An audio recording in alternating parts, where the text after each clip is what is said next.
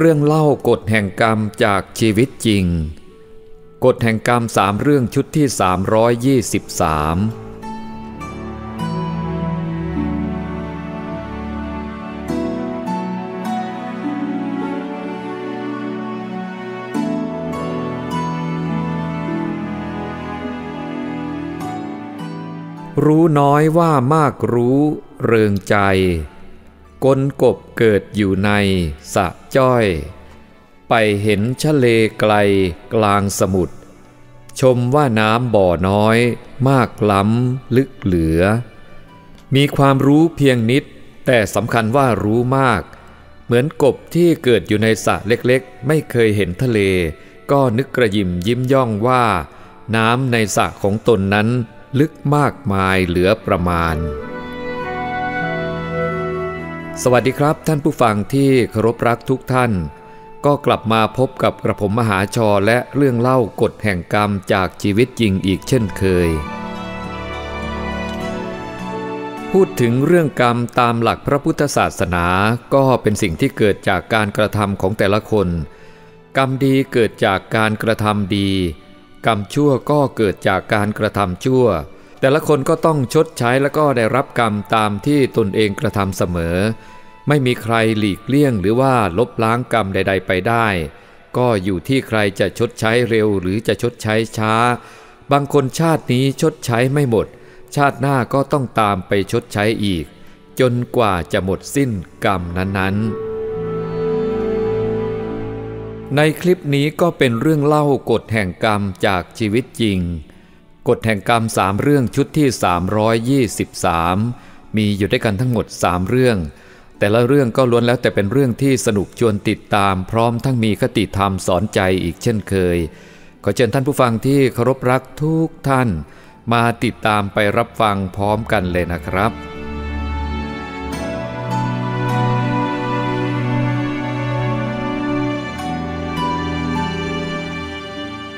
เรื่องเล่ากฎแห่งกรรมจากชีวิตจริงเรื่องที่1กรรมจากคลื่นสึนามิ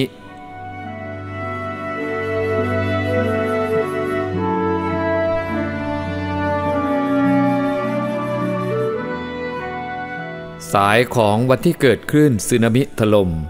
ครอบครัวของกุ้งและกั้งพากันหนีขึ้นที่สูงได้ทันเพราะได้ยินเสียงชาวบ้านตะโกนบอกกันเป็นทอดๆกุ้งกั้งพ่อและแม่ไม่ทันได้หยิบของอะไรเลยในบ้านที่จะเอาติดตัวไปด้วยนอกจากเสื้อคลุมกันคนละตัวเพราะน้ำมาเร็วแล้วก็แรงมากจึงพากันวิ่งอย่างไม่เหลียวหลังขึ้นไปอยู่บนเนินเขาซึ่งเป็นที่ตั้งของวัดประจำหมู่บ้าน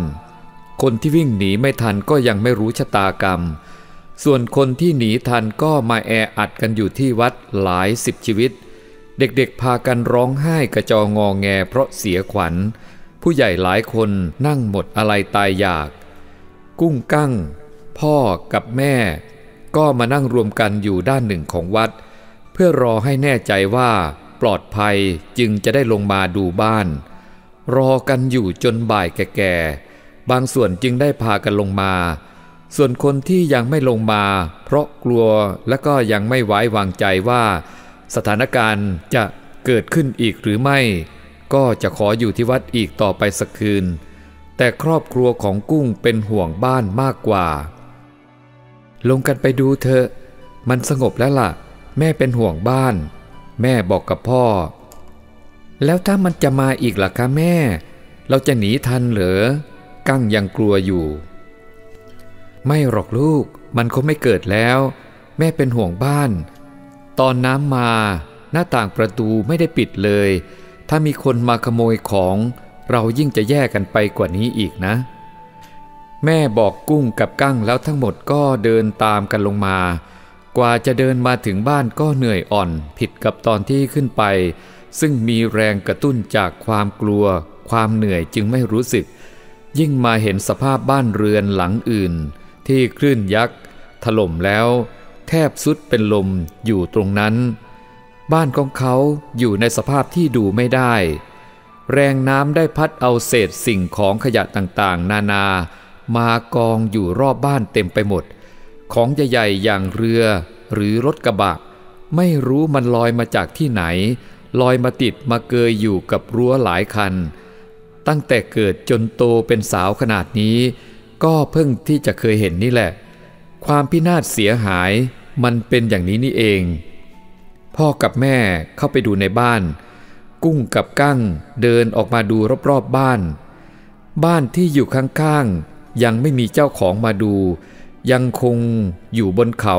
หรือว่าอยู่ที่ไหนก็ไม่รู้ได้ขณะกำลังเดินอยู่นั้นกุ้งก็เหลือบไปเห็นผู้ชาย2 คนกำลังก้มๆเงยๆเก็บอะไรใส่ถุงใบใหญ่สีดำต่อมาก็เห็นผู้ชายอีก2 คนเปิดประตูออกมาจากบ้านที่อยู่ใกล้กันทั้ง2 คนแบกถุงใบใหญ่ตามกันออกมาด้วยท่าทางลุกลี้ลุกลนมองซ้ายมองขวาค่อยย่องตามกันออกมากั้งเห็นก่อนเลยบอกพี่สาว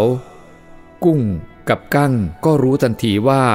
เป็นพวกขโมยที่ฉวยโอกาสไม่มีคนอยู่แอบเข้ามาขโมยข้าวของพี่กุ้งดูโน่นสิพวกขโมยของไหนโน่นน่ะพี่มันกำลังเดินเข้าบ้านหลังนั้นกั้งชี้มือไปยังจุดที่เห็นพวกฉวยโอกาสคนพวกนี้น่าเกลียดมากๆชาวบ้านเขาเดือดร้อนยังมาขโมยของเขาอีกกุ้งรู้สึกแย่กับสิ่งที่เห็นแล้วเราจะทำยังไงดีล่ะพี่กุ้งไปห้ามเขาดีไหมเราผู้หญิง2 คนเองนะผู้ชายโตๆทั้งนั้นเดี๋ยวมันทำร้ายเอาหลบไปก่อนเถอะแม้จะเห็นกันซึ่งหน้าแต่กุ้งกับน้องก็ทำอะไรไม่ได้อีกทั้งตอนนี้ก็กำลังอยู่ในภาวะกำลังยุ่งแต่ละคนก็สนใจแต่เรื่องของตัวเองกุ้งกับกั้งเองก็ต้องกลับบ้านไปช่วยพ่อกับแม่เก็บข้าวของน้ำไฟก็ยังไม่มีใช้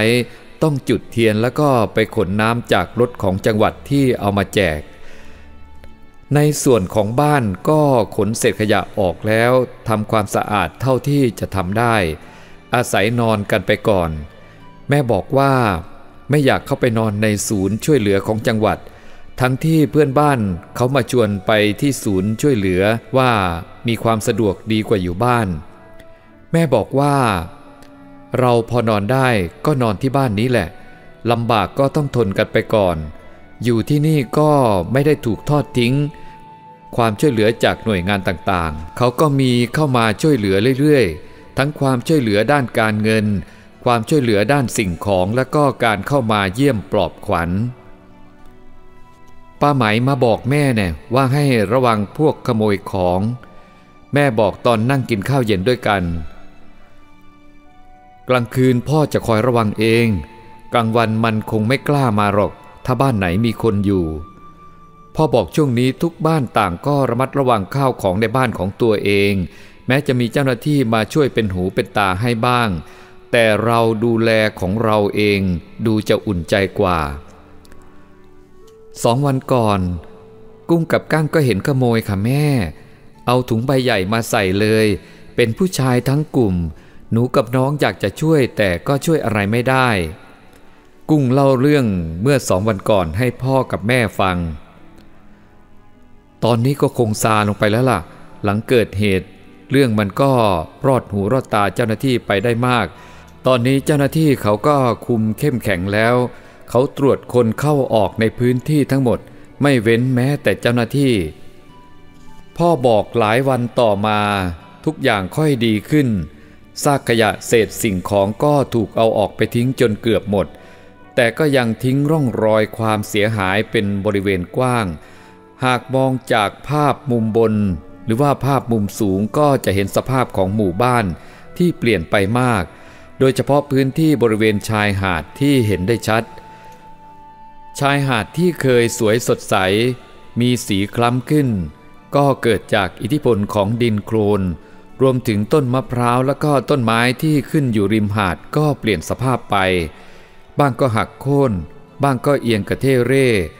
แรงมหาศาลของน้ำพัดพาเอารถกระบะคันใหญ่ๆและก็เรือหาปลามาติดมาเกยกันอยู่ตั้งหลายลำด้านสื่อมวลชนก็หมุนเวียนกันเข้ามารายงานข่าวเกือบทุกวันทีวีมากันเกือบจะทุกช่อง บ้างก็มาปักหลักรายงานข่าวเพื่อให้เห็นสภาพความเปลี่ยนแปลงที่เกิดขึ้นทั้งก่อนและหลังของหมู่บ้านรวมถึงสภาพความเป็นอยู่ของชาวบ้านหลายหมู่บ้านที่เปลี่ยนไปสวัสดีครับวันนี้รายการค้นหาข่าวมาปักหลักกันอยู่ที่บ้านนาทรายจังหวัดพังงาจุดที่ได้รับผลกระทบจากคลื่นสึนามิมากที่สุดจุดหนึ่งเรามาปักหลักที่นี่กันเพื่อดูสภาพความเป็นอยู่จริงๆรับฟังปัญหาจากคนในพื้นที่จริงพักสักครู่เดี๋ยวกลับมารายการค้นหาข่าวของพิธีกรคนดังก็ยกทีมงานมาทำข่าวในครั้งนี้ด้วยเพราะข่าวนี้เป็นที่สนใจของคนทั้งประเทศและก็คนทั่วโลกด้วยการลงมาทำข่าวในพื้นที่จะทำให้ได้รู้ข้อเท็จจริงจากปากของชาวบ้านแบบเกาะติดและก็รู้สึกด้านคนที่รอรับความช่วยเหลืออย่างอดทนตามขั้นตอนต่างก็มีความเป็นอยู่ที่ดีขึ้นแต่ก็ยังมีคนอีกกลุ่มหนึ่งที่คิดจะรวยทางลัด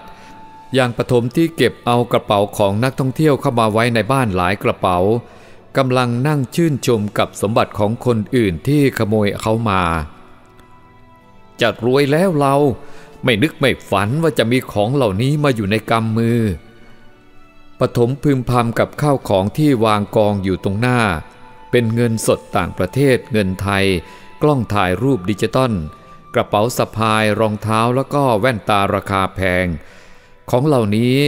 ถ้าเอาไปแปลงเป็นเงินก็ได้มากโขอยู่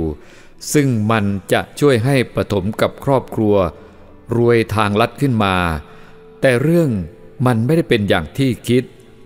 เมื่อบ่ายวันต่อมาตำรวจเข้าตรวจค้นบ้านของปฐมหลังจากมีคนแจ้งว่าเห็นปฐมไปเก็บข้าวของนักท่องเที่ยวที่รีสอร์ทแห่งหนึ่งมาเก็บไว้ในบ้านปฐมถึงกับหน้าถอดสีนึกไว้ถึงว่าจะมีคนรู้คนเห็นโอกาสรวยก็หลุดลอยไปในพริบตา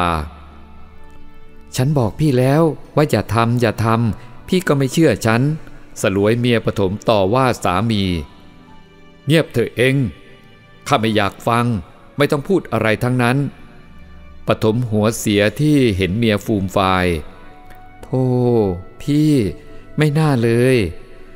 สลวยไม่รู้จะช่วยสามียังไงที่เห็นสามีถูกตำรวจคุมตัวสอบปากคำที่โรงพักพร้อมกับบรรดาทรัพย์สินสิ่งของที่ทางตำรวจเอาไปเป็นของกลางจนหมดไม่มีอะไรเหลือให้ชื่นชมความหวังที่จะได้เงินหลังจากนำของพวกนี้ไปขายก็หมดไปด้วยวันต่อมาหนังสือพิมพ์หลายฉบับได้ลงข่าวปฐมถูกตำรวจจับฐานขโมยของจากผู้ประสบภัยสึนามิแม้จะลงเป็นแค่ข่าวกรอบเล็กๆแต่หลายคนที่ได้อ่านต่างก็รู้สึกไม่ดีและก็ก่นด่าในพฤติกรรมของคนที่ทำตัวเป็นขโมยไปซ้ำเติมคนที่กำลังลำบากหัวขโมยสึนามิถูกตำรวจรวบทันควันสมน้ำหน้าถูกตำรวจจับคนพวกนี้ต้องโดนแบบนี้นั่นสิพวกฉวยโอกาสถ้าปล่อยไว้คงแย่ดีไม่ดีอาจจะไปทำอีกกุ้งและกั้งเองก็ได้อ่านข่าวนี้เหมือนกันแม้จะไม่แน่ใจคนที่ถูกจับเป็นคนเดียวกับคนที่เธอสองคนพี่น้องเห็นเมื่อหลายวันก่อนหรือไม่แต่กุ้งและกั้งก็หวังว่าพวกหัวขโมยที่หากินบนความเดือดร้อนของคนอื่นนี้จะถูกตำรวจตามจับในไม่ช้าข้อคิดปิดท้ายเรื่องกรรมจากคลื่นสึนามินี้สังคมไทยเราแม้ยามปกติจะมีเรื่องทะเลาะเบาะแว้งกันบ้างแต่ในยามที่คนไทยด้วยกันเดือดร้อนไม่ว่าจะอยู่ในภาคไหนคนไทยทั้งประเทศก็พร้อมให้ความช่วยเหลือนี่คือความมีน้ำใจของคนไทยเป็นลักษณะพิเศษที่ทำให้ประเทศไทยอยู่มาได้จนถึงทุกวันนี้เรื่องสั้นเรื่องกรรมเรื่องนี้ที่ทำให้เราได้ข้อคิดหลายอย่างไม่ว่าจะเป็นเรื่องการช่วยเหลือกันในยามเกิดเหตุฉุกเฉินร้ายแรงการเอาตัวรอดจากสถานการณ์คับขัน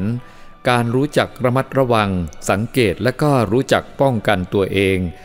การชั่งสังเกตเล็กๆน้อยๆช่วยให้เราปลอดภัยได้สำหรับคนที่ฉวยโอกาสในความเดือดร้อนของคนอื่นเช่นการขโมยของคนอื่น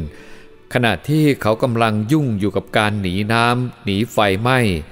คนคนนั้นเป็นคนใจร้ายที่ไปซ้ำเติมให้คนอื่นทุกข์ขึ้นไปอีกหากใครไม่เห็นแม้จะรอดไปได้แต่ก็เหมือนสวรรค์อยู่ในอกนรกอยู่ในใจ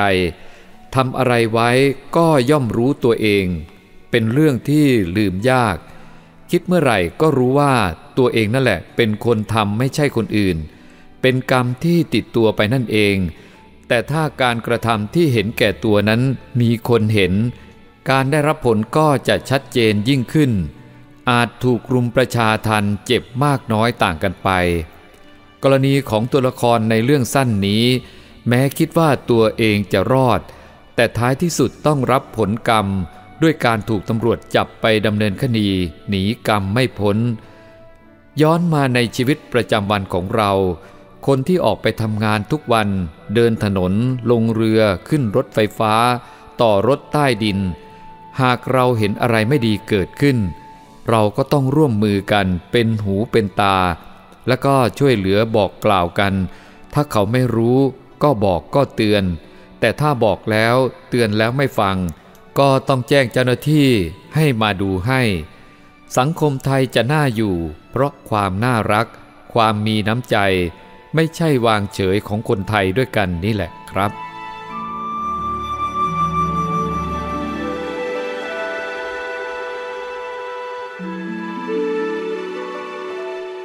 เรื่องเล่ากฎแห่งกรรมจากชีวิตจริงเรื่องที่2สิ่งลี้ลับ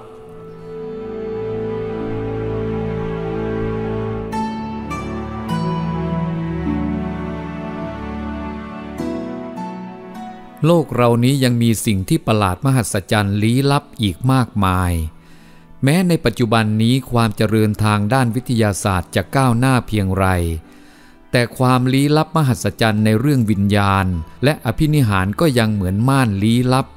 กั้นระหว่างโลกมนุษย์กับโลกวิญญาณไม่ให้มีการติดต่อถึงกันอย่างสะดวก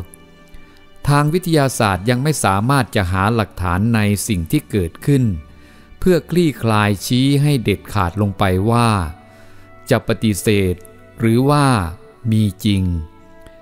ยังคงทิ้งปัญหาไว้เหมือนเส้นผมบังภูเขาข้าพเจ้าเองก็ไม่เคยเชื่อในสิ่งที่ไม่มีเหตุมีผลมาก่อนเพราะเห็นเป็นเรื่องเหลวไหลอย่างลมๆแรงๆหาหลักความจริงไม่ได้เมื่อวัยรุ่นผู้ใหญ่หรือพวกเพื่อนเล่าเรื่องผีเรื่องสางให้ฟังข้าพเจ้าก็ไม่เคยนึกเชื่อว่าเป็นเรื่องจริงจังอะไรผิดกับพวกพี่น้องเชื่อว่าผีมีจริงอย่างฝังหัวแต่เมื่อได้ประสบกับตัวเองครั้งแรกก็เกิดความสงสัยไม่แน่ใจว่าสิ่งลี้ลับในโลกมนุษย์เรานี้มีจริงหรือไม่ยังไม่ควรจะตัดสินสิ่งใดง่ายๆแต่เมื่อได้ประสบการณ์ซ้ำกันหลายครั้ง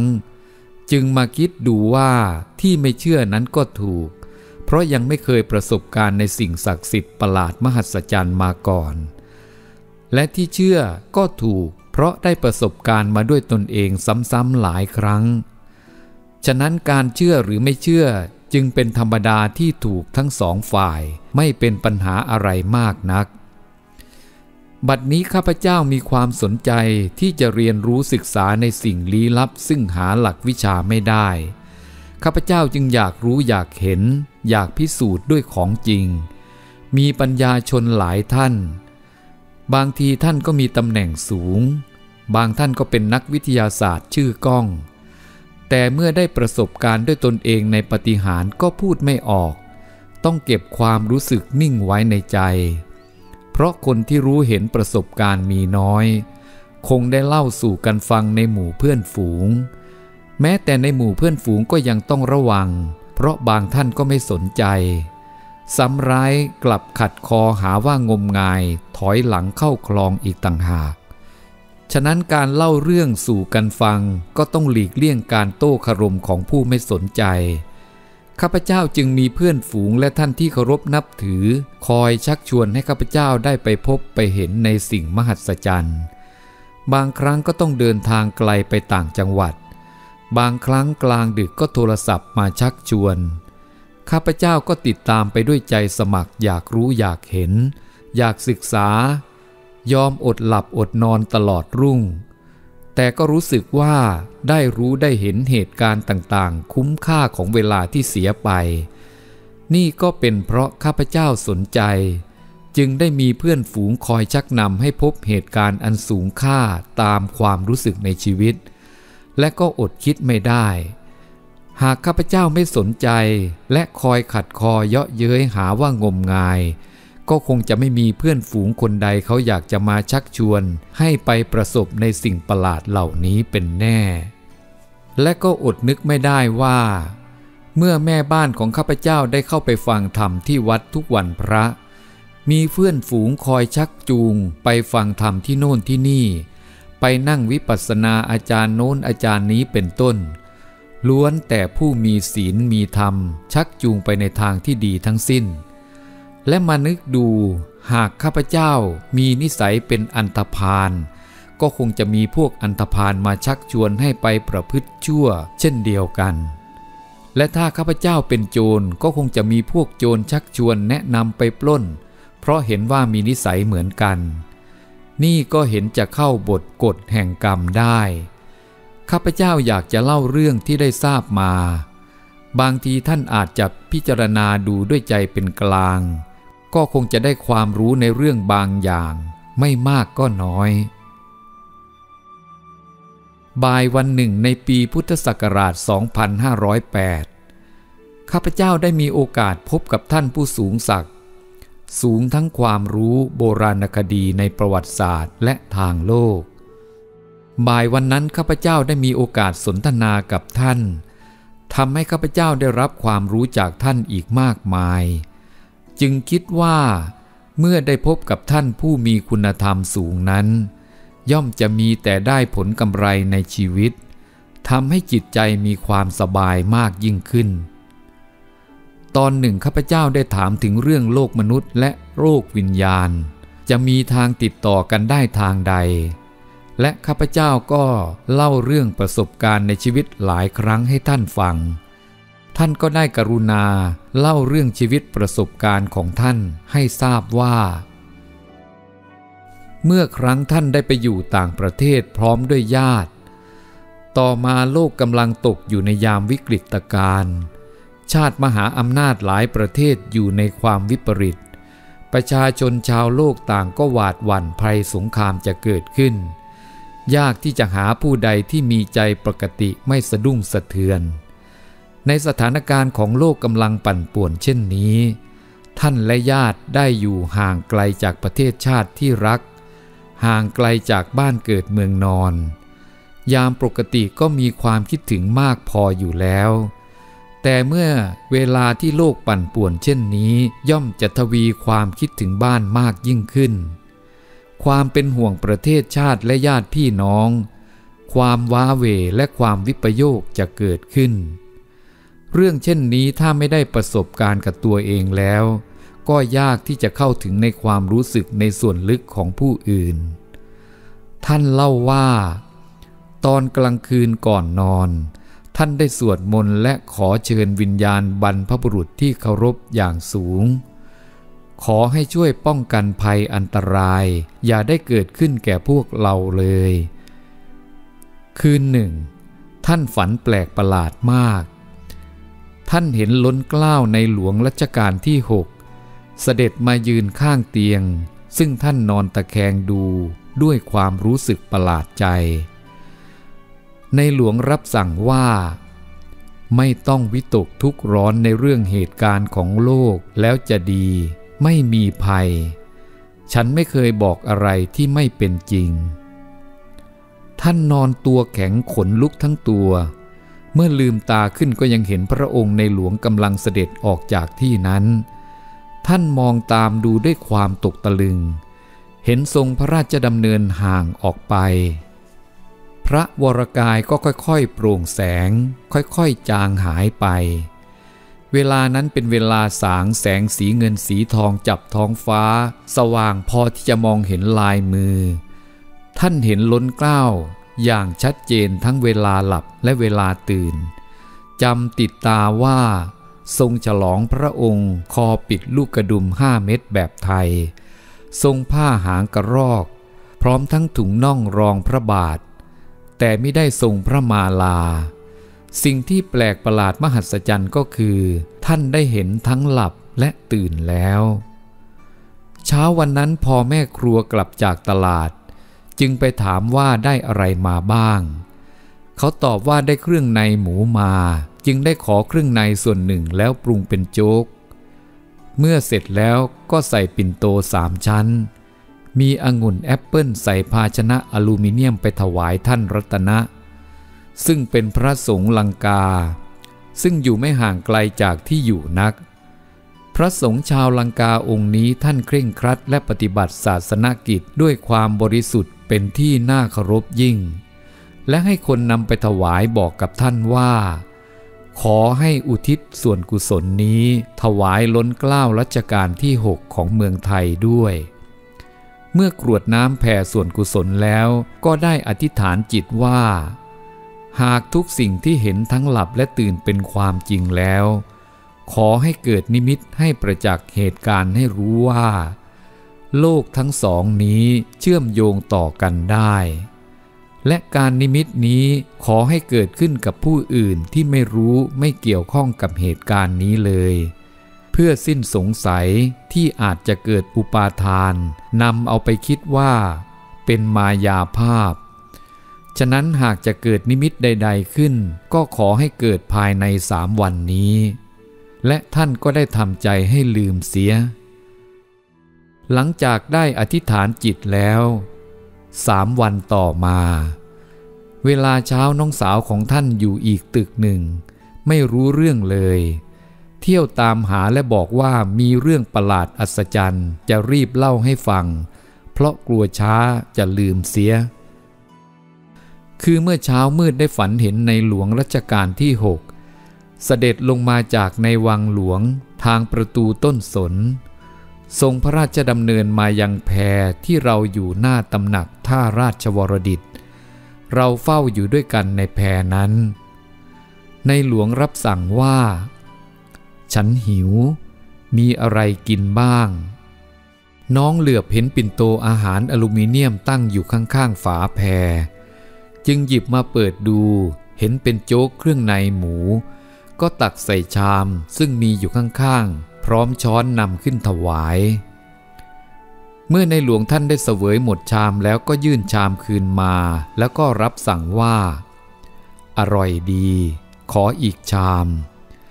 น้องก็รีบตักถวายอีกชาม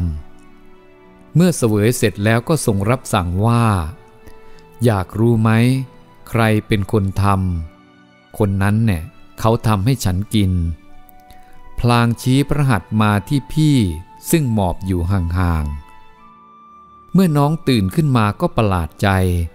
จึงรีบติดตามมาแก้ฝันให้ฟังแต่เช้าเมื่อท่านได้ยินเช่นนั้นก็ขนลุกสู้ขึ้นมาทันทีนึกในใจว่าสิ่งประหลาดมหัศจรรย์ยังมีอยู่ในโลกนี้อีกมาก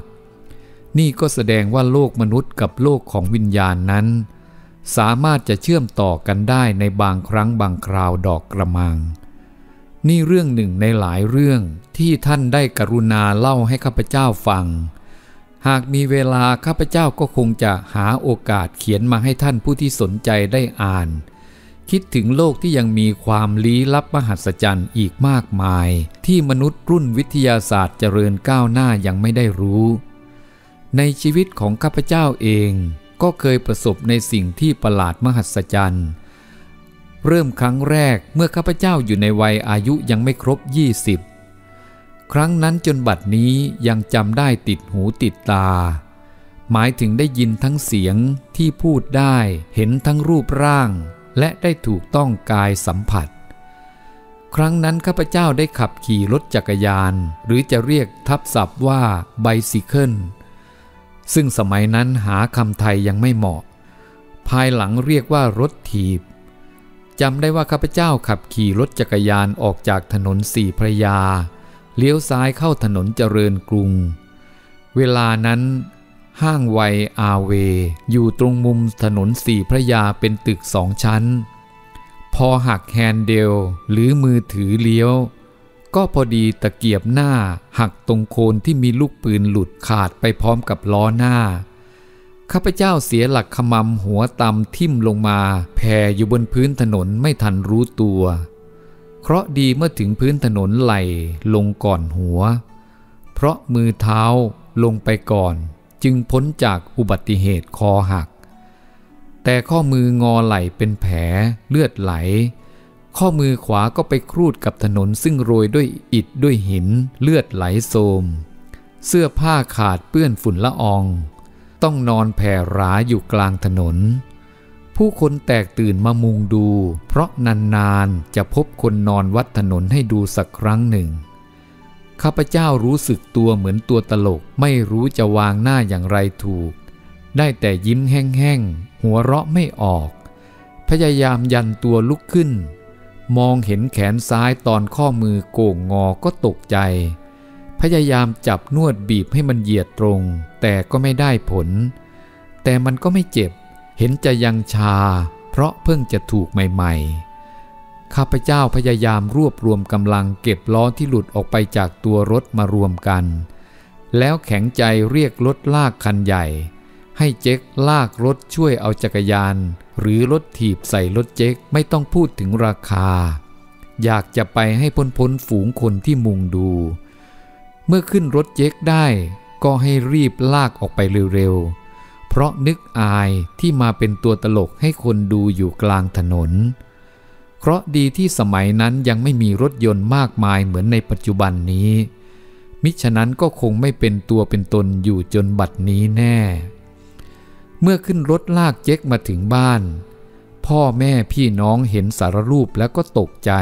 จัดแจงชำระบาดแผลใส่ยาแต่แขนที่โก่งนั้นไม่สามารถจะดัดให้ตรงได้แม่ให้คนรีบไปตามหมอผันซึ่งเมื่อก่อนอยู่แถวบ้านต่อมาได้ย้ายไปอยู่ทางถนนสุริวงศ์หน้าบ้านเจ้าพระยาพิชัยญาติข้าพเจ้าเรียกแกว่าลุงผันแกเป็นหมอที่รักษาต่อแขนต่อกระดูกด้วยน้ำมันมนมีชื่อเสียงในทางไสยศาสตร์ผู้หนึ่งในสมัยนั้นเมื่อลุงผันได้รู้เรื่องก็รีบนั่งรถเจ๊กมาถึงบ้านแล้วก็รีบตรวจดูแขนของข้าพเจ้าที่โก่งงอแล้วใช้น้ำมันนวดและเป่าด้วยเวทมนต์คาถาแขนที่โก่งก็ค่อยๆเหยียดออกไปได้บ้างยังไม่ตรงปกติเหมือนเดิมลุงผันก็บอกว่านี่เป็นหลานชายนะลุงจึงได้มาถ้าเป็นคนอื่นลุงจะไม่มาเพราะลุงก็ไม่สบายมากที่ลุงมานี่ก็ฝืนสังขารเพราะห่วงหลานลุงจะต้องรีบกลับแล้วนะเดี๋ยวจะมาใหม่ลุงผันก็รีบลาผู้ใหญ่ของข้าพเจ้ากลับขึ้นรถลากไปทันทีคืนนั้นข้าพเจ้าหลับตื่นเพราะปวดแผลที่ไหล่และที่ข้อมือแต่แล้วพอตอนเช้ามืดข้าพเจ้าก็เห็นลุงผันเปิดมุ้งโผล่หน้าเข้ามาถามว่าเป็นไงบ้างหลานชายลุงเป็นห่วงจึงมาดูข้าพเจ้ายื่นแขนที่กำลังปวดตุบๆอยู่ให้ลุงผันแกบีบแขนที่โก่งอยู่พักหนึ่งแล้วก็เป่าลมตั้งแต่ข้อศอกจดปลายนิ้ว3 ครั้งการปวดตุบๆก็หายแขนที่โก่งก็เกือบจะปกติอย่างเดิมข้าพเจ้าดีใจมากลุงผันบอกว่าอีก2-3 วันก็จะหายเป็นปกติไม่ต้องกลัวไม่ต้องตกใจลุงไปก่อนนะพูดแล้วลุงผันก็ปลุดหน้าออกจากมุ้งที่ข้าพเจ้านอนข้าพเจ้านึกในใจว่าลุงผันนี่เก่งจริงๆเป่าแล้วหายปวดแขนที่โก่งก็แทบจะดูไม่รู้ว่าโก่งพอสว่างดีข้าพเจ้าก็นอนอยู่ไม่ได้ลุกขึ้นล้างหน้าเช้าวันนั้นรู้สึกสดชื่นอาการเจ็บป่วยเกือบจะไม่รู้สึกเห็นแม่เตรียมข้าวใส่ขันไว้ตักบาตรพระตอนเช้าข้าพเจ้าบอกแม่ว่าแม่จ๋าเมื่อตอนเช้ามืดนี้ลุงผันแกมาเป่าแขนและบีบนวดให้ดูสิจ้าแม่แขนที่โก่งถ้าไม่สังเกตเกือบจะมองไม่รู้และก็ไม่ปวดด้วยพูดพลางข้าพเจ้าก็ยื่นแขนชูให้แม่ดูรู้สึกแม่สะดุ้งแต่ก็ไม่ได้พูดอะไรออกมากพูดแต่เพียงว่า เมื่อหายแล้วก็ดีล่ะลูกในวันนั้นแต่พอใกล้เพลมีคนมาจากบ้านลุงผันบอกว่าลุงผันได้ตายเสียแล้วเมื่อคืนนี้หมดลมเมื่อตอนเที่ยงคืนข้าพเจ้าแทบไม่เชื่อหูเพราะตอนเช้ามืดข้าพเจ้ายังได้ยินลุงผันพูดด้วยหูและเห็นหน้าลุงผันด้วยตาแม้เวลานั้นจะมีตะเกียงน้ำมันก๊าซใช้แก้วครอบไขขึ้นลงให้หรี่และสว่างได้แขวนไว้ข้างฝาห้องก็ดีข้าพเจ้ารู้ตัวดีว่าตาไม่ฝาดและก็ไม่ได้หลับไม่ได้ฝันเพียงแต่คล้ายมึนๆหัวงงๆแต่สติยังดีความรู้สึกปกติซ้ำลุงผันยังได้มาจับแขนบีบนวดตั้งแต่ข้อมือถึงข้อศอกและคลึงลำแขนของข้าพเจ้าทั้งยังเสกคาถาแล้วเป่าลมลงที่แขนเย็นวาบหลายครั้งทุกอย่างเหมือนคนธรรมดาแต่แม่ข้าพเจ้าสงสัยอยู่แล้วว่าทำไมประตูบ้านยังไม่เปิดถ้าเป็นคนจะเข้ามาในบ้านได้อย่างไรนั่นคือวิญญาณที่เป็นห่วงเรื่องนี้ข้าพเจ้าเคยเล่าให้เพื่อนๆฟังมานานแล้วแต่ก็ยังไม่ได้เขียนขึ้นเพราะเพื่อนๆรู้แล้วแม้จะเขียนก็ขาดความตื่นเต้นแต่เมื่อมาเขียนเรื่องสิ่งลี้ลับก็เห็นว่าควรจะเขียนเรื่องนี้ไว้ด้วยเพราะยังมีผู้ที่ยังไม่ทราบอีกมากซึ่งเรื่องนี้เป็นเรื่องที่เกิดขึ้นกับตัวของข้าพเจ้าเองแต่ข้าพเจ้าก็ไม่ประสงค์จะให้ท่านเชื่อเพราะท่านไม่ได้ประสบแก่ตัวท่านเองแต่ผู้เคยประสบการณ์มาแล้วก็ไม่มีอะไรจะสงสัยอีกมันเป็นเรื่องลี้ลับที่แปลกประหลาดแม้จะเกิดขึ้นเมื่อครั้งข้าพเจ้าวัยรุ่นจนถึงปัจจุบันนี้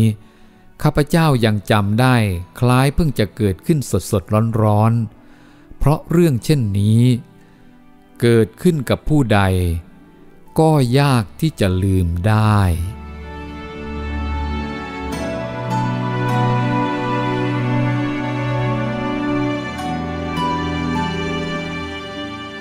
เรื่องเล่ากฎแห่งกรรมจากชีวิตจริงเรื่องที่3เรื่องของลุงหวาน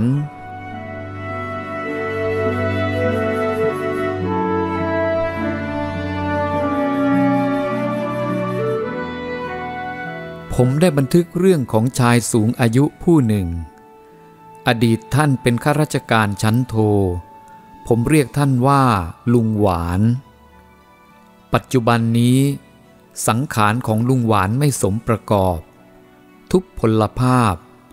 จะไปไหนมาไหนก็ต้องใช้ไม้เท้าพยุงร่างเดินกระโผกกระเพก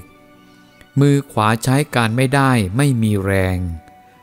ผมได้มีโอกาสสนทนากับลุงหวาน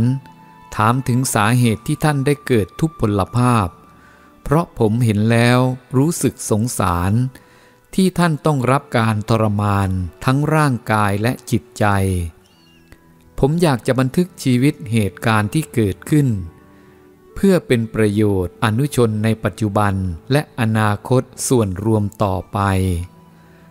ลุงหวานท่านก็ยินดีที่จะเล่าเรื่องให้ผมฟัง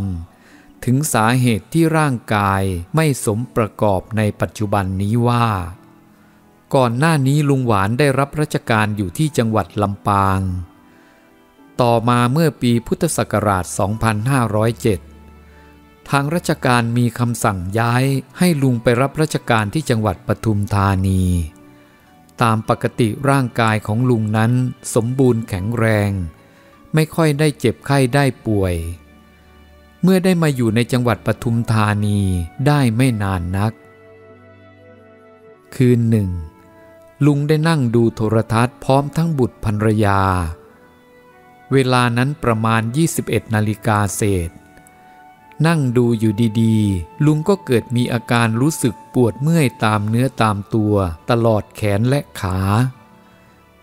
จึงจัดแจงรีบลุกขึ้นเข้านอนก่อนภรรยารู้สึกว่าความปวดเมื่อยได้ทรมานลุงมากเมื่อประมาณตี 3ลุงต้องลุกขึ้นเพราะปวดปัสสาวะจึงเข้าห้องน้ำห้องส้วม เมื่อปัสสาวะเสร็จแล้วจะใช้มือขวายกขันน้ำแต่ปรากฏว่ามือขวาชาจนไม่มีกำลังจะใช้ต่อไปต้องใช้มือซ้ายแทนเมื่อจะก้าวขาออกจากห้องน้ำก็รู้สึกขาขวาหมดกำลังลงอีกจึงต้องใช้มือซ้ายเกาะไต่ข้างฝาค่อยๆลากขาขวาซึ่งหมดกำลังไม่มีแรงค่อยๆคืบเข้าไปในห้องนอนกว่าจะเข้าห้องนอนได้ก็ต้องหยุดพักหลายหนทั้งลุงไม่อยากจะรบกวนลูกเมียในยามดึกซึ่งเป็นเวลาที่พักผ่อนหลับนอนลุงจึงต้องใช้กำลังร่างกายเพียงซีกซ้ายอย่างทุลักทุเลกว่าจะถึงที่นอนได้ก็แทบหมดแรงเมื่อถึงที่นอนแล้วรู้สึกปวดเมื่อยทั้งตัวมากขึ้นทั้งอาเจียนออกมาหลายหนอาการเริ่มทรุดอย่างรวดเร็วปากก็เบี้ยวพูดจาไม่ชัดน้ำลายไหลออกมาตลอดเวลาภรรยาได้ยินเสียงลุงอาเจียนก็ตื่นจากที่นอนลุกขึ้นมาดูเห็นอาการของลุงผิดปกติก็ตกใจยามดึกคืนนั้นลูกเมียผู้คนในบ้านตกใจตื่นกันหมดโกลาหลวุ่นวายกันทั้งบ้านรุ่งขึ้นแต่เช้าก็รีบไปเชิญนายแพทย์ประจำจังหวัดมาตรวจด่วนนายแพทย์ลงความเห็นว่าให้รีบส่งโรงพยาบาลปราสาทพญาไทในพระนครฉะนั้นลุงจึงถูกส่งมารักษาตัวที่โรงพยาบาลปราสาทพญาไททันทีการเดินทางตลอดเวลาลุงได้อาเจียนตามทางหลายครั้งแม้จะถึงโรงพยาบาลนายแพทย์รีบพาเข้าห้องตรวจลุงก็ยังอาเจียนไม่หยุดเวลานั้นลุงพูดอะไรไม่ได้เพราะปากเบี้ยวเมื่อนายแพทย์ได้ตรวจดูอย่างละเอียดถี่ถ้วนแล้วลงความเห็นว่าลุงได้เป็นอัมพาตจึงต้องให้พักรักษาตัวอยู่ที่โรงพยาบาลภรรยาของลุงเป็นเจ้าของคนไข้ก็ยอมให้อยู่โรงพยาบาลการรักษาอยู่ในโรงพยาบาลนั้นหมอได้ฉีดยาวันหนึ่งประมาณ 4-5 เข็มลุงต้องนอนรักษาตัวอยู่โรงพยาบาล2 เดือนเศษเนื้อหนังแทบจะหาที่ว่างไม่ได้การรักษานอกจากฉีดยากินยาแล้วยังมีวิธีตรวจคลื่นทางสมองมีสายไฟซึ่งปลายกดลงบนหัวแล้วอีกทางหนึ่งก็เข้าเครื่องวัดนอกจากตรวจวัดคลื่นทางสมองแล้วยังมีวิธีเจาะคอเป่าลมเข้าไปทางสมองในเวลากำลังเป่าลมเข้าทางสมองนั้นรู้สึกสบายและเบาหัวแต่หมอต้องคอยควบคุมจับชีพจรดูการเต้นของหัวใจตลอดเวลามิฉะนั้น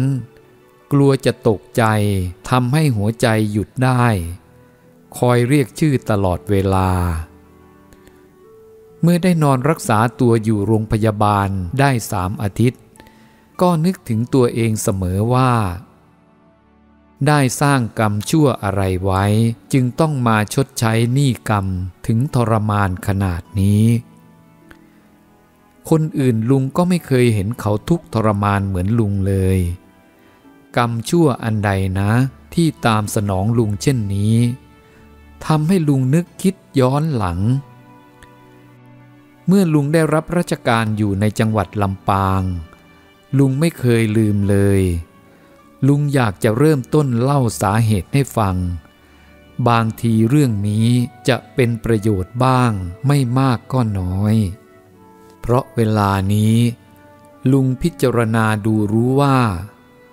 มนุษย์เราเกิดมาย่อมจะมีทั้งความดีและความชั่วอยู่เบื้องหลังที่ผ่านมาแล้วผิดแต่ว่าความดีมากหรือชั่วมากเท่านั้นหนีไม่พ้นกฎแห่งกรรมเมื่อรู้ว่าเรื่องของลุงนี้จะบันทึกเพื่อเข้าชุดกฎแห่งกรรมลุงก็ปิติยินดีเล่าความจริงทั้งหมดให้ฟังเพื่อจะได้ระบายความรู้สึกของลุงออกมา จะได้นำเอาไปเรียบเรียงขึ้นเพื่อให้อนุชนคนรุ่นหลังจะได้มีตัวอย่างเพราะลุงเชื่อแน่ว่ามนุษย์เรานั้นหากทำอะไรด้วยจิตใจอาฆาตมาตร้ายพยาบาทย่อมจะก่อกรรมทางจิตเกิดผลขึ้นมาผลนั้นก็จะติดตามสนองเพราะจิตโกรธแค้นพยาบาทจิตมุ่งทำลายโดยเจตนาหากว่าเราทำสิ่งใดลงไปโดยไม่ตั้งใจไม่มีความเจตนาพยาบาทโกรธแค้นอาฆาตลุงเชื่อแน่จะไม่เกิดผลกรรมตามสนองแม้จะมีกรรมบาปก็จะน้อยนี่ก็เห็นว่าเป็นต้นเหตุหนึ่งที่ลุงแน่ใจว่าได้รับกรรมตามสนองในปัจจุบันนี้เกิดขึ้นเพราะจิตพยาบาทโกรธแค้นเป็นต้นเหตุลุงอยากให้คนรุ่นหลังพิจารณาดูจะได้ระงับความโกรธความอาฆาตความพยาบาทเพราะเรามีพลังจิตเจตนาสร้างกรรมขึ้นแล้วก็หนีกรรมที่เราทำมาแล้วไม่พ้นลุงเห็นว่าจะเป็นกุศลจึงยินดีจะเล่าเรื่องชีวิตของลุงให้ฟังลุงมีภูมิลำเนาบ้านเกิดของลุงเป็นคนภาคกลางเมื่อวัยหนุ่มก็เป็นนักแสวงโชคเมื่อปีพุทธศักราช 2471 ลุงได้เดินทางไปภาคเหนือได้เข้าทำงานรับราชการในหน่วยงานของรัฐหลายแห่งต่อมาก็ได้เข้ารับราชการสังกัดอยู่ในกระทรวงการคลังลุงเป็นคนขยันในการทำงานตลอดทั้งหน้าที่การงานของลุงก็เรียบร้อยเป็นที่ถูกใจเป็นที่ชื่นชอบของผู้บังคับบัญชาตลอดจนผู้ร่วมงานทั่วไปเป็นที่รักใคร่นับถือของเพื่อนฝูงเพราะลุงไม่เคยเป็นคนเห็นแก่ตัวไม่เคยเอารัดเอาเปรียบใครเมื่อได้รับราชการสังกัดกระทรวงการคลังในจังหวัดลำปางได้2 ปีลุงก็ได้เลื่อนหน้าที่สูงขึ้นตามลำดับในความดีความชอบเป็นโชคดีของลุงหลังจากได้ตำแหน่งสูงขึ้นไม่นานลุงก็ได้ทำการสมรสสตรีสาวสวยในเวลานั้นผู้หนึ่งซึ่งอยู่ในจังหวัดลำปางนับว่าลุงมีโชค2 ชั้นเพราะได้เลื่อนตำแหน่งและได้ภรรยาสาวสวยเมื่อมีครอบครัวแล้วก็เป็นธรรมดาที่จะต้องหารายได้เพิ่มเพื่ออนาคตที่จะต้องเกิดบุตรตามมาภายหลังเมื่อเพิ่มสมาชิกในครอบครัวการใช้จ่ายก็เพิ่มขึ้นเป็นเงาตามตัวเป็นธรรมดาเพื่อไม่ประมาทลุงจึงเตรียมรับเหตุการณ์ในอนาคตฉะนั้นลุงจึงคิดหารายได้เพิ่มโดยการลงทุนซื้อไก่พันธุ์ดีมาเลี้ยงการเลี้ยงไก่เพื่อค่อยๆจะได้ขยายกิจการออกไปให้มีรายได้มากยิ่งขึ้นนอกจากจะเลี้ยงไก่ขายไข่แล้วก็ยังฟักลูกไก่ขายต่อมาก็นับว่าเป็นรายได้ที่งดงามพอดูลุงก็เพลิดเพลินอยู่กับลูกไก่ที่ฟักขึ้นมาใหม่ๆมากมายพอเย็นกลับมาจากงานแล้วลุงก็ไปคลุกอยู่ในเล้าไก่วันหยุดราชการลุงก็คลุกอยู่กับไก่ตลอดเวลาลุงมองดูลูกไก่ตัวเล็กๆที่ออกจากไข่ด้วยความนิยมชมชื่นบางครั้งภรรยาต้องเอาอาหารเข้าไปกินในเล้าไก่ใต้ถุน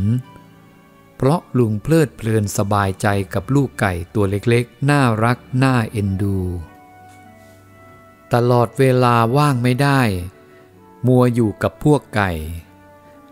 จำได้เวลานั้นภรรยาของลุงได้ตั้งท้องลูกคนแรกได้2 เดือน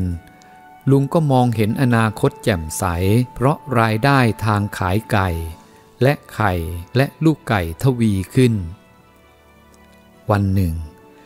ขณะที่ราชการหยุดพักเที่ยงลุงได้กลับมาถึงบ้านก็จะตรงเข้าไปดูพวกไก่ในเล้ายังไม่ทันเข้าไปก็เห็นแมววิ่งสวนทางออกมา เมื่อเข้าไปเห็นลูกไก่หายไปหลายตัวก็นึกได้ว่าจะต้องเป็นแมวขโมยตัวนั้นแน่นอนที่มันย่องขโมยลูกไก่ไปกินเมื่อคิดได้เช่นนั้นก็นึกโกรธขึ้นมาทันทีความโกรธแค้นที่แมวตัวนั้นมันบังอาจมาขโมยลูกไก่ไป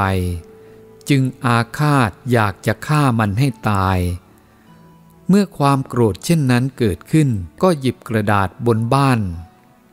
ก็หยิบดาบบนบ้านลับให้คมตั้งใจจะฟันมันให้ขาด2 ท่อนสมกับความโกรธ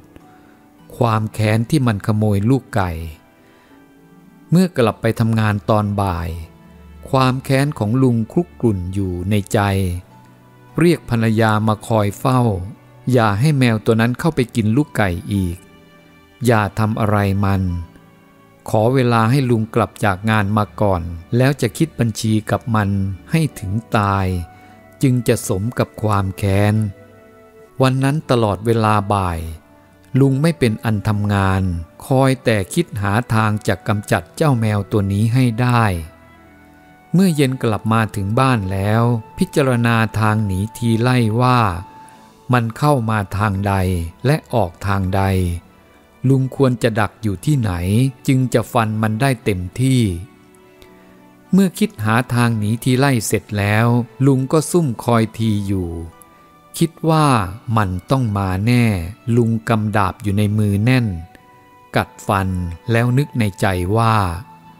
คราวนี้แหละไอ้แมวขโมยคงจะอยู่มือแน่ลุงคอยซุ่มอยู่ไม่นานนักเจ้าแมวขโมยก็ค่อยๆย่องมองซ้ายมองขวาลุงจะฟันมันก็คงไม่ถนัดเพราะมันอาจวิ่งหนีจึงต้องปล่อยให้มันเข้าไปในเล้าแล้วก็แอบมาทางช่องมันเข้าเตรียมเงื้อดาบไว้ตั้งคอยท่าคอยฟันมันเมื่อเวลามันออกมาเพราะไม่มีทางอื่นมันคงไม่รอดสักครู่หนึ่งก็ได้ยินเสียงลูกไก่ร้องกันเซ็งแซ่ลุงยิ่งเพิ่มความโกรธมากขึ้นแต่อดใจรอเวลาคอยจ้องอย่างไม่กระพริบตาแล้วก็มองเห็นแมวขโมยไอ้ศัตรูตัวร้ายย่องออกมาในปากคาบลูกไก่ยังไม่ตายสนิทจ้องท่าจะวิ่งออกมาเหมือนจะรู้ว่ามีภัยอันตรายลุงเงื้อดาบไว้คอยทีอยู่แล้วความโกรธแค้นตั้งใจเกินไปว่าจะฟันให้สุดแรงเกิดให้มันขาดกลาง2 ท่อนเห็นจะเป็นการตั้งใจเกินไปพอได้ระยะดาบลุงก็ฟันไปทันทีแต่แมวขโมยตัวนี้มันอดทนว่องไวเนื้อหนังมันเหนียวกว่าแมวธรรมดาลุงฟันลงไปเต็มแรงมันกระโดดลุงก็เพียงฟันพลาดไปถูกตีนขวาของมันทั้ง2 ข้างแต่ไม่ขาดแต่คงบาดเจ็บมากมันทนเกินแมวธรรมดาที่สามารถกระโดดวิ่งหนีต่อไปได้อย่างว่องไวแต่เลือดสาดแดงไปตลอดทางลุงยังไม่หายแค้นโมโหตัวเองที่ฟันไม่ถูกตามตัวบังเอิญเวลามันมืดค่ำไม่สามารถจะติดตามมันไปได้ตั้งแต่วันนั้นเป็นต้นมาก็ไม่เห็นแมวตัวนี้อีกลุงคิดว่ามันคงตายเพราะบาดแผลชะกันสาหัสจากคมดาบที่ลุงฟันฉะนั้นเรื่องนี้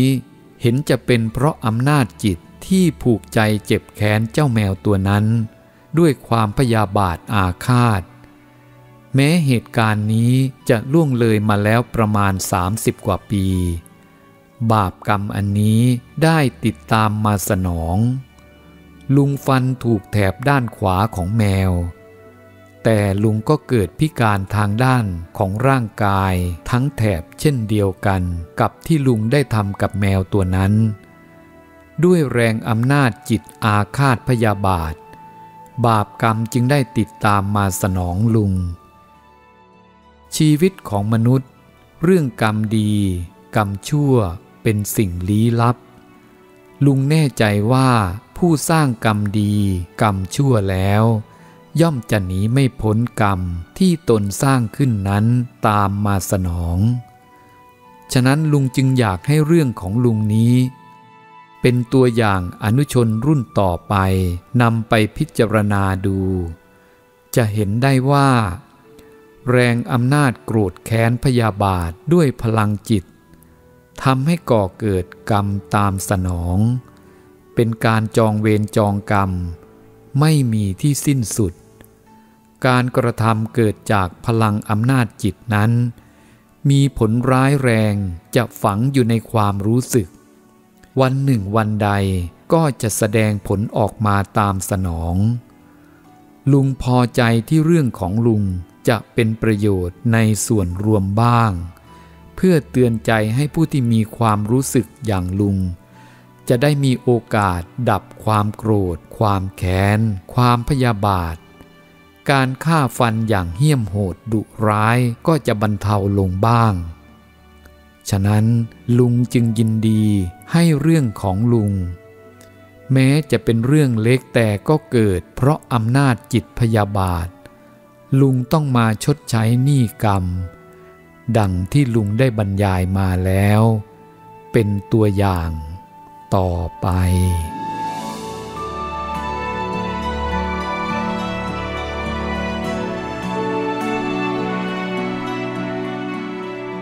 โปรดติดตามเรื่องเล่ากฎแห่งกรรมจากชีวิตจริง